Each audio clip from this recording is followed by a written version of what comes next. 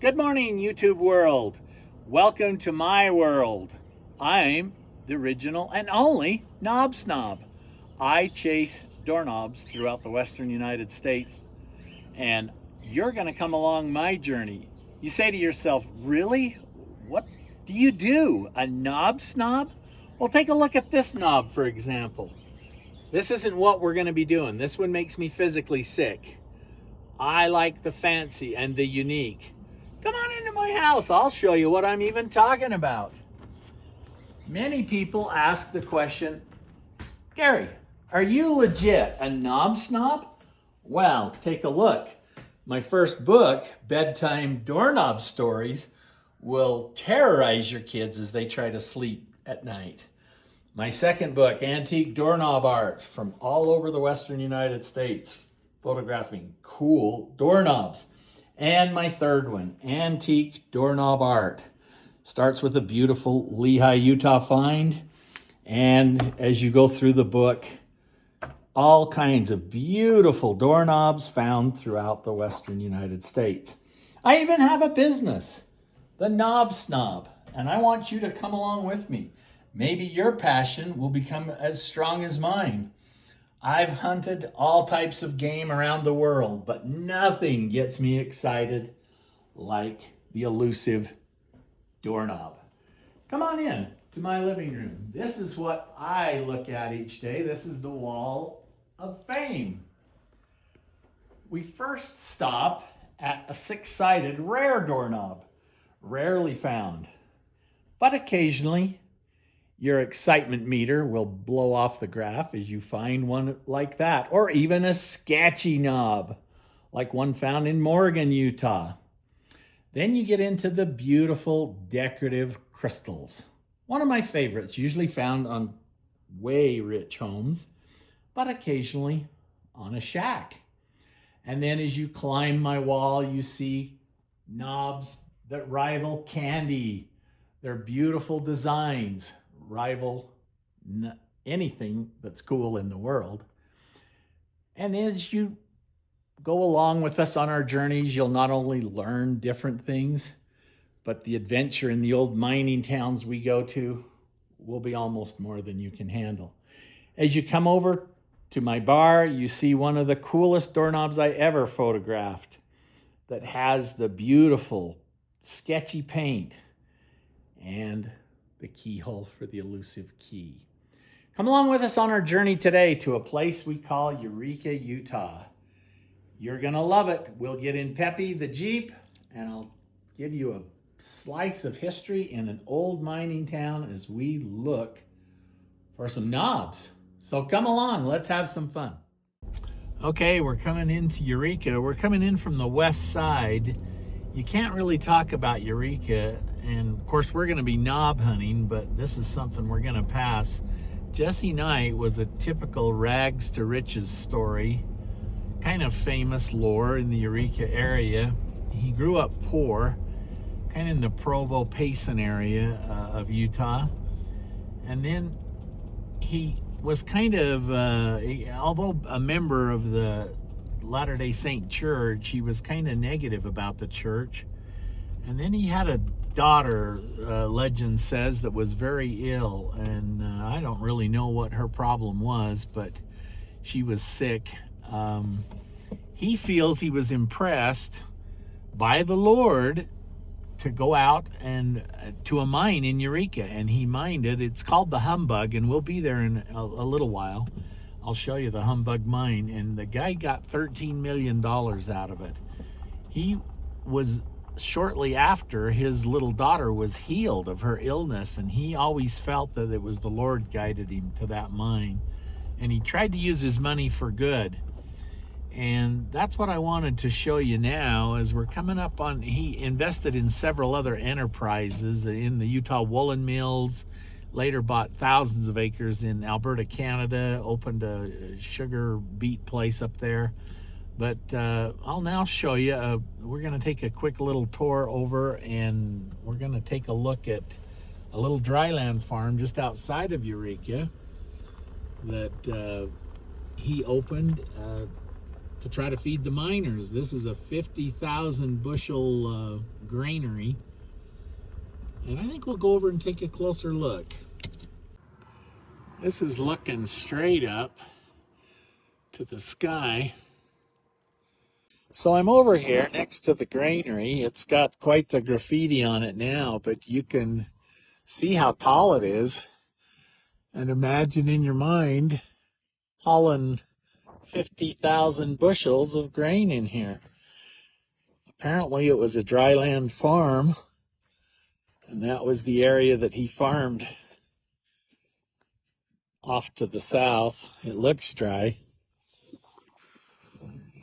So we're going to go in and find the little humbug mine, which gave him the opportunity to build all this stuff. Okay, we're coming into Eureka from the west side. This is the Bullion Beck head frame. Kind of dots the landscape here in a dramatic fashion. I got my cohort in crime, my wife, driving while I video. We'll pull in and take a closer look at this. This was known as one of the big four mines in Eureka. They made millions of dollars. This is an early 1900 mine. 70-foot high head frame. I want you to imagine you're back in the old mining days. You're a miner and you're on a hoist. This would have taken you hundreds, probably thousands of feet underground. So let's go up and take a look at what it has to say about the Beck Bullion. So I had it backwards. It's the Bullion Beck and Champion Mining Company. But this is pretty impressive head frame. Let me take you up a little higher. You can see the hoist. Imagine yourself with 8 or 9 other guys with your little lunch pail headed underground for the day. Make a mine owner tons of money. Okay, here's the map of how this thing worked. It goes 3,000 feet deep. So here's where his humbug mine is of Jesse Knight's. He used all of his money, $13 million worth, for doing good. He donated $500,000 to Brigham Young University to start that college. Well, if nothing else, he's got a $20 million view up here. So here on the back side, we can see some of the tailings that came off of the humbug. Apparently it was extremely rich ore.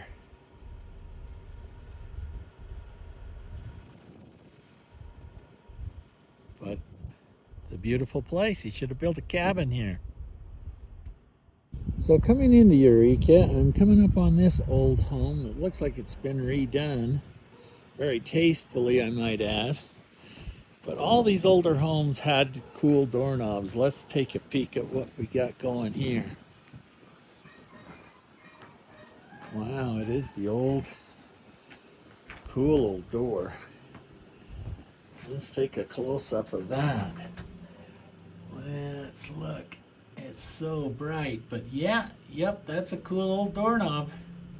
Probably around 1890, 1880.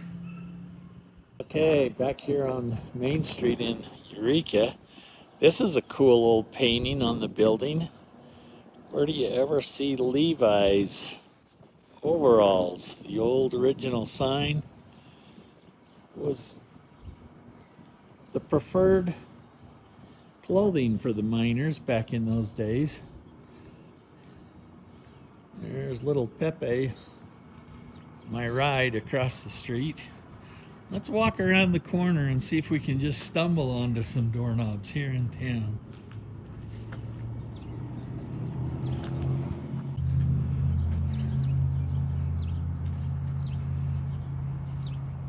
Vision, if you will, back in the day, the old miners.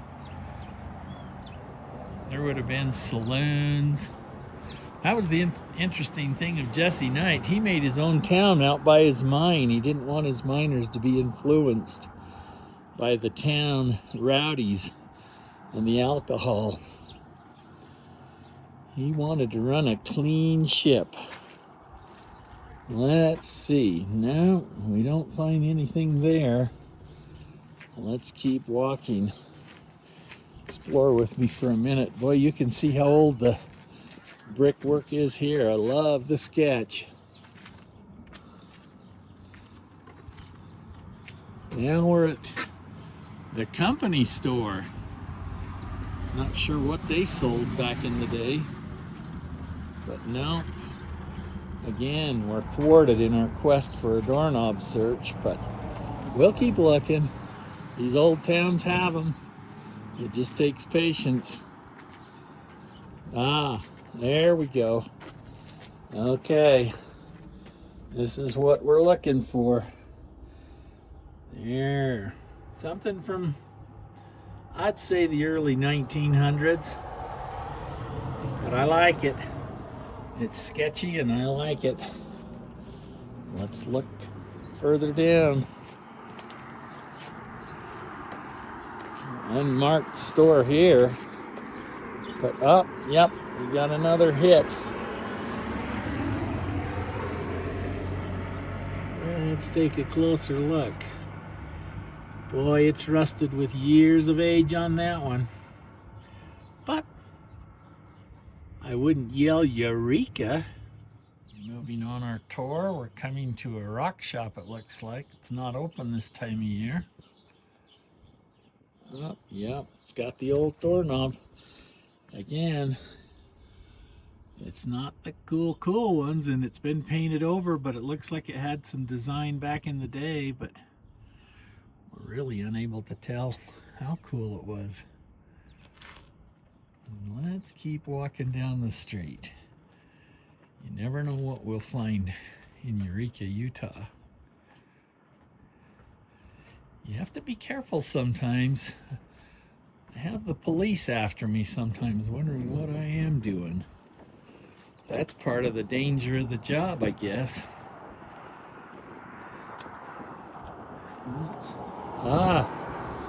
Here we go. Let's take a closer look at this one. Oh yeah, you gotta like that. That is something that you don't see every day. You see the pretty design. Now if you go to Antique Knobs, you can look that up and it'll tell you right when that was manufactured, which is kind of a fun part of my job. So there you go. We've struck it rich here. And I can yell Eureka on that one. Well, let's go down around the corner. See what's... Boy, you can see the tailing piles across the street. That's some serious mining. I think that might have been the Gemini, but I'm not sure. I'll walk around here. Up. I spotted another one. This will be good, I'm hoping. Man, like a bee to the honey. Here I come.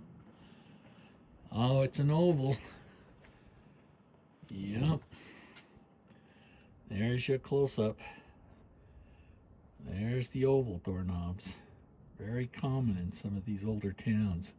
Not a real dressy one, but it's still cool. Still waiting for the key to enter the lock and turn those tumblers one more time. I think it's going to remain lonely for a lot longer. Okay, we're on the hunt. We saw this old place in Eureka Main Street. I don't know, it might have maybe it was a car dealership or something. It says honk for service, but I've laid on my horn for 5 minutes and nothing's happened. So I'm going to come exploring. There's a couple doors over there. Oh, we're going to score here, guys. This is way cool. It's sketchy, and this is what I live for. These kind of doors. Oh, look at that. Oh, yeah. There you go. That's cool. Probably from the early turn of the century, 20s, 30s. Oh, and there's another. I don't step on a nail. That one's kind of cool too. I like the coloring. Plain but rusty. All right, well, there's still another place over here with another door. We'll go explore that. These old places are cool. You never know what you're gonna find. I don't know what these doors are doing here, but let's see. Oh, there we go. There's another one. This one has a cool old lock on it. So we ran onto this cute little place here in Eureka up on one of the side streets, and ironically it's called Church Street, probably because of this. This is the oldest Catholic church in Utah. So, kind of a little known fact here and hidden in the little town of Eureka. That's kind of cool. Okay, this is where this gets kind of sketchy, guys. Looks like maybe no one lives here, but neighbors are watching me come up here. But hey, not doing anything illegal. Nothing different than the postman. We'll come up and see if we've got an old knob on this old house. Ah, and that's strike one. We'll walk down this little sketchway to the front door, where the coolest knobs are usually found. And let's take it. Oh, it's locked, so we can't. Oh, and you know what? I can barely see inside, and it is an old one, but not gonna work for us today. So here's a bird's eye of the little town of Eureka, Utah. You can see the mine tailings across the way of some unbelievable mining activity from back in the day, starting in the late 1800s and then went to about the 1950s, some even into the 80s. We're actually maybe gonna, on our way looking for doorknobs, maybe just take for a little Jeep trip over there. Take a look at that. That's way cool. Okay, we're now up higher in Eureka. This was Walter Fitch, who owned the Chiefs Consolidated mine, one of the biggest mines here. This was a home, and back in the day obviously would have been a mansion in the early 1900s that he built for his son. We actually slept overnight in that one time, but the ghosts spooked us out of there. Now we'll go up the street to Walter's home. He lives up here at the top of the hill and built his home right on top of his mine.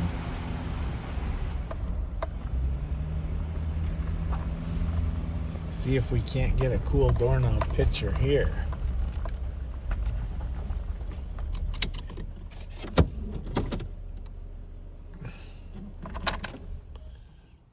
This is the front porch of the Fitch mansion, Walter Fitch's place.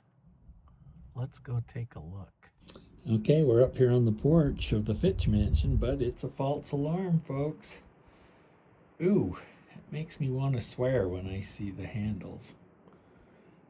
I'm after the cool old doorknobs, so apparently this one does not have it. So we'll go hunt the rest of the town, maybe down there. But first, we're going to go up to the mine. Okay, now we're here at the Eagle Bluebell mine, way on the south end of Eureka. And this is just cool as can be. I don't see any doors. They're missing. But let's give you a peek inside. These are the turbines that ran the cars down to take, well, there's the cars right there to take the miners down into the earth, 3,000 feet deep. That is totally crazy. Very cool to see. Here's inside. This is the big steel cables that would lower those guys into the earth, and they are huge. Very cool. And the stuff is still on. And the braided wire that they used, another really rare thing. Boy, if we could just go back in the day, peeps. Oh my gosh. That would be fun. So they would look right out this window, and when they'd hear drop us, I guess it was a fun ride to the bottom. You walk around through the graffiti. So this is where the operator would walk. And is my assistant so aptly shows you, she's at the controls, lowering the men into the earth. But this is quite a place in here. No, we still have these numbered things up there. We're gonna go look and see if we can find where they actually smelted it into the gold bars. Okay, we're in all kinds of sketch here, but I do it for you. You guys know this is what I'm about, the exploration. So here's one of the rarest things you'll ever find, the little ovens. There's another one. So this is what they would put the little crucibles to test the ore, find out just exactly how pure the gold is. And that is a cool thing to see. Here's another one. So this is all about to come down.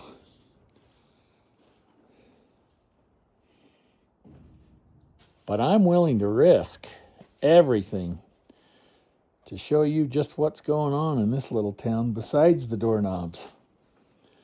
But again, the door's missing, no knob. But we're gonna find some. We'll have to go back into the town. This is a great little side trip if you come this way.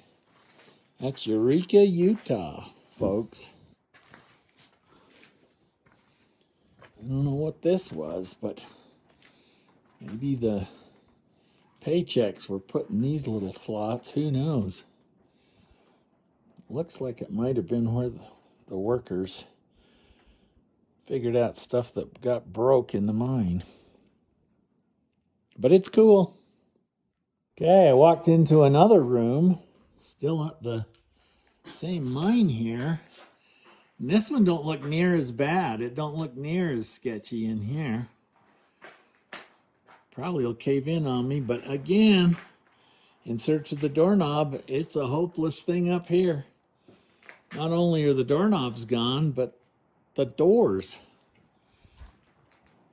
But that's okay, because we are having fun. And that's what it's all about, getting out and having fun, right? So now we're in the mine boss headquarters. This is where you would have got your paycheck. Probably the counter over there. Just imagine you come up here, got your lunch pail, but it's payday. So glad it's the end of the week. This job sucks. You're filthy, you come in, get your $4 a day. Oh my goodness. Wonder if there's any remnant of the wallpaper or flooring. I love these old places. Oh, there's the heat. Could repurpose that for something cool. Oh, there we go. You usually always can see some. There's the old floor that once adorned this.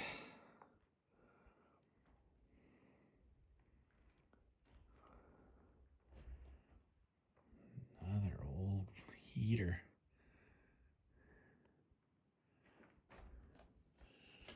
She's long gone now. The money's faded. The jobs are gone. But there's still cool stuff remains for people like me. And now you. And if we look out the front window, We've got a view of the town of Eureka, Utah. And there's not a lot of doorknobs here, kind of unusual for a mining town. The Colorado ones are full of them. But we've struggled here today, but you got to see a few. But we'll find them, don't give up. We're making our way out on the sketchy part. We figured out how to get out here.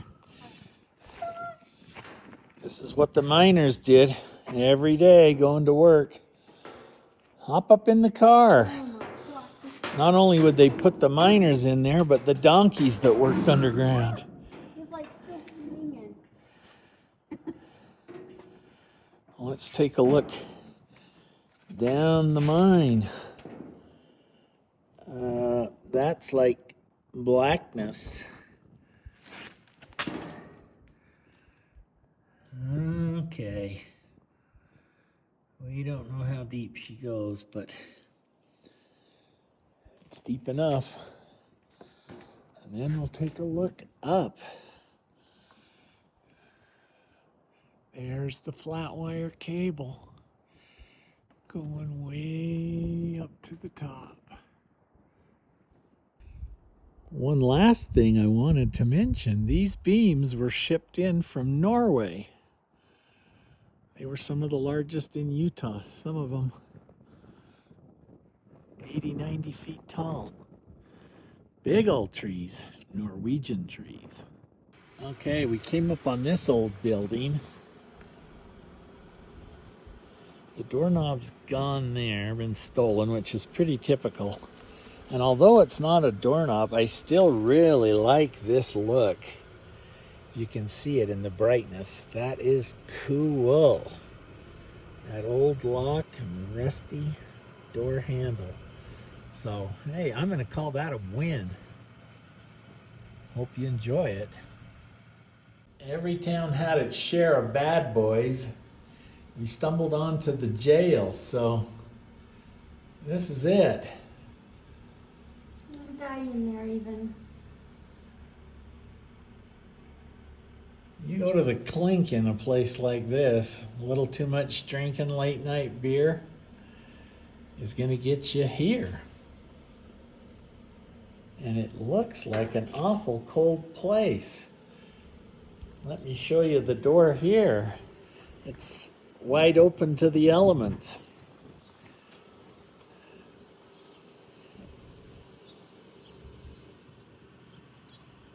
And there you go, Eureka City Jail. Hopefully it's no longer used. So driving through town, we noticed a railroad car.